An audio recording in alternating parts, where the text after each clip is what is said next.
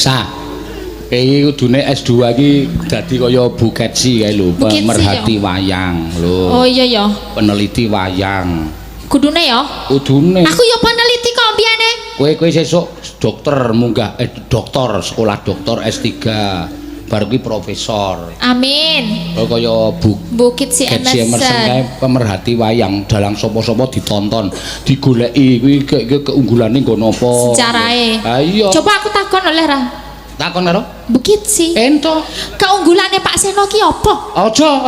Lah piye to? Wah isen aku.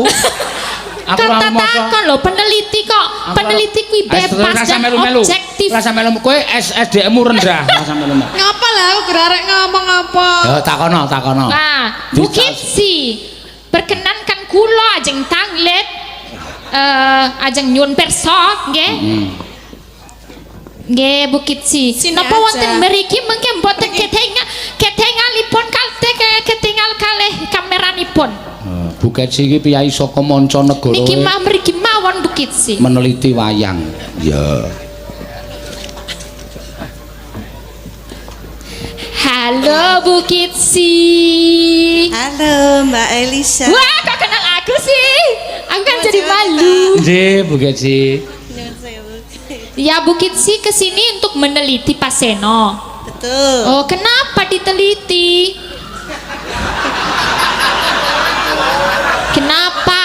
Yang menarik apanya? Karena streamingnya luar biasa. Oh, Penonton kata sangat kata sangat. Wow. Kayak geleleng. Waduh, langsung geleleng, langsung udut. Wah, wis blangkone ra sedeng, dase saya gede. Dasmu.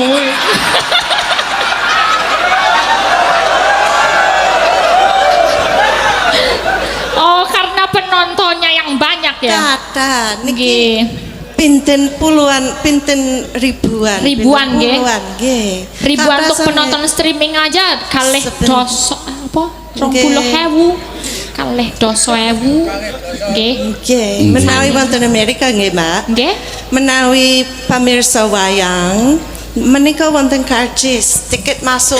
Oh, ada tiket masuk. Nah, cobi umpami HTM. niki prianton setunggal tiket masuk Iya, dikasih HTM ya. Mbak Limbu gini menika wah luar biasa mangke Bisa akeh, Bang. dalu sepen Nggih. tiket karcis masuk wonten miliaran. Wah. Kalau di negaranya Bukit Si sana Nggih. disuruh bayar ya.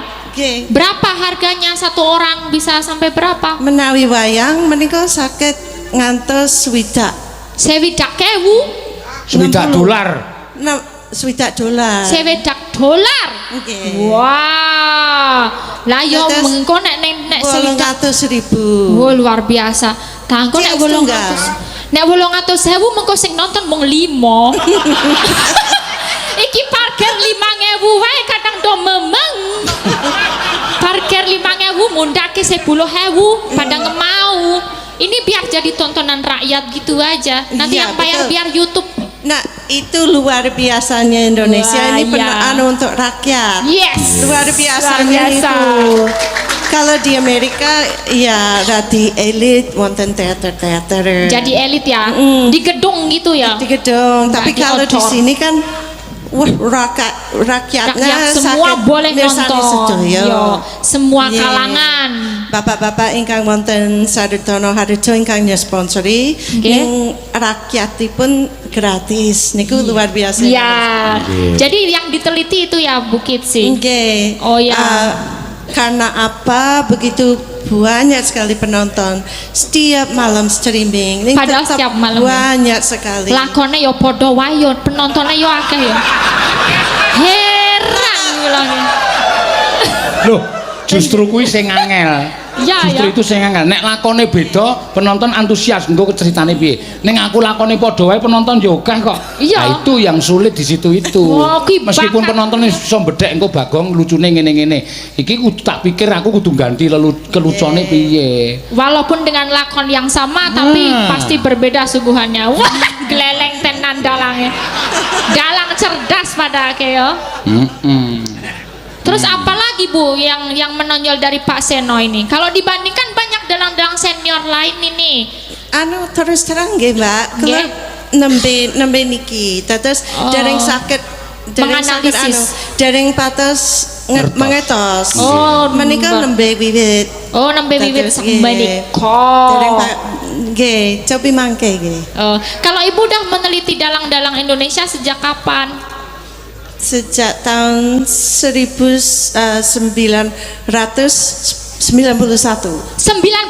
sampai sekarang 2019. Tepuk tangan untuk Bukit sih. Luar biasa, dan Pak Seno disejajarkan dengan dalang-dalang keren gitu loh. Kok iso yo? Kok iso dapurmu ki lho di padake karo wong-wong dalang-dalang yang beken-beken ngono lho. Senior ngono lho. Iya. Iya. Kelejanipun wonten hadiah kagem anu Pak Seno. Oh, wonten hadiah napa niku Bukit sih? Oh, ya siap.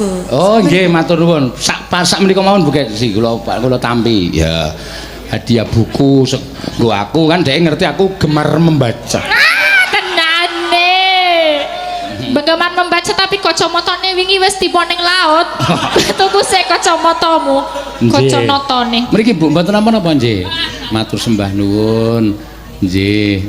Wah, tepuk tangan dulu buat Bukit sih. Ya, pembaharuan wayang untuk penonton terkini gaya pakliran garap semalam. Oh iya. Sajian dramatik Ki Purba Asmara oleh Catherine Anne Emerson. Oh iya. Bahasa Inggris ke bahasa Indonesia oleh Wikan Satriati Yayasan Lontar dan Rudi Wiratama UGM. Wah, seneng ya. Yo. Dasare aku yo ngefan karo Mas Purba. Nah, toh sing didelok mau gambar-gambare. Wis yakin aku.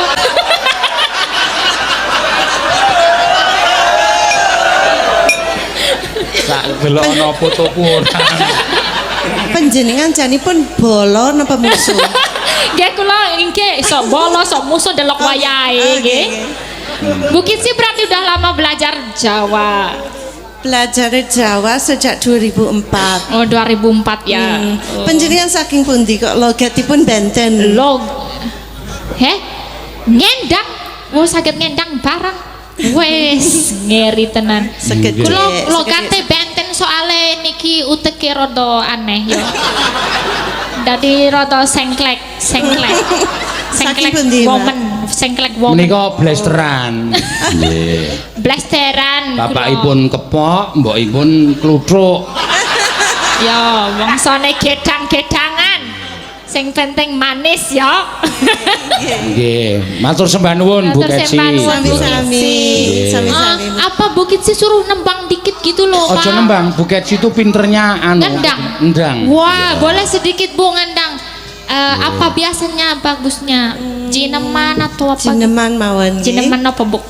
Nggih, jineman apa ular kambang? Ular kambang. Mbak Ayu sing nyekar jineman. Bajing luncati dipedhot sedelo. Iya. Monggo teruske meneh. Monggo Bu Keci men. Ya, piyai luar negeri we kersa ngendang.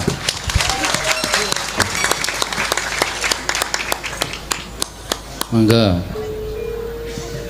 Nah, ngandera neng gambarku to, Sa. Nggih, halaman piro? Kaca nomor piro? Ndelok tak. 492. Waduh, oh udu Sa, raine Malik. Malik napa? Malik kirik. Olah tungkal kerek. Oh iya, mangga. Iya yuk. Jarwa netra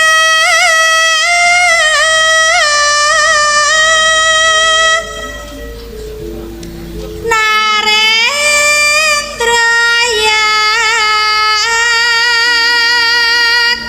sangat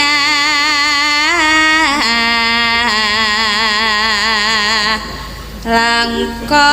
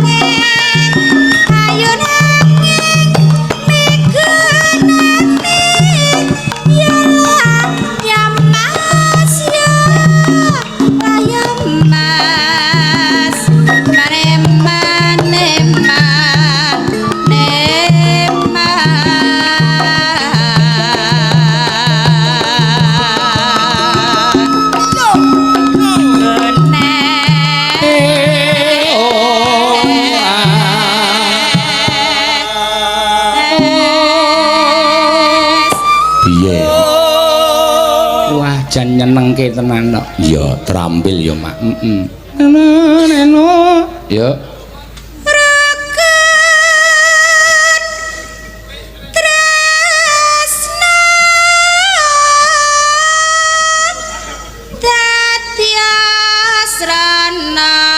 Junjung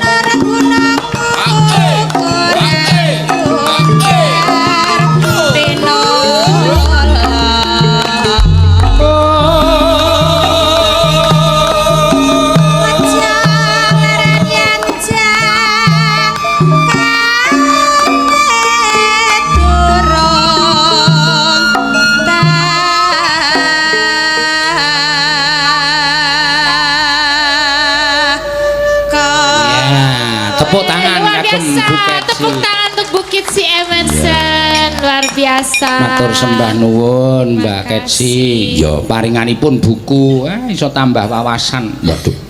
Tambah ngelmu no. Matur sembah nuwun. Wis ora mokal wong garwane we pengrawit handal Pak Wakidi. Ya matur sembah nuwun ya Mak. Iya.